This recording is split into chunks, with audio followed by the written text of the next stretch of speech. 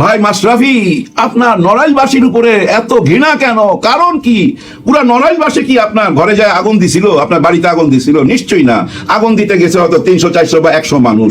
আপনি পুরা নড়াইলবাসীকে এত ছোট করে ফেললেন, আপনার জন্মস্থানকে এত ছোট করে ফেললেন। আপনার জন্মস্থানে আপনার কবর দিবে না, তাহলে কবরটা কোথায় দিবে বলেন?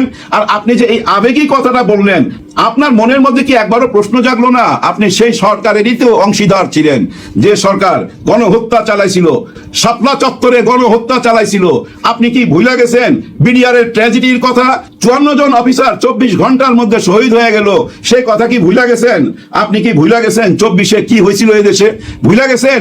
অনেক মা তো তার সন্তানকে এখনো খুঁজে পায় নাই।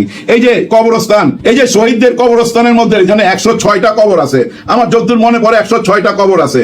এর মধ্যে অনেকের মাকে এখনো খুঁজে পায় নাই, সন্তানকে মা খুঁজে পায় নাই, এখনো তার সন্তানকে এখনো বুকে পায় নাই, কোথায় কবর খুঁজে বেড়াইতেছে। আপনি কি এটা বুঝেন না?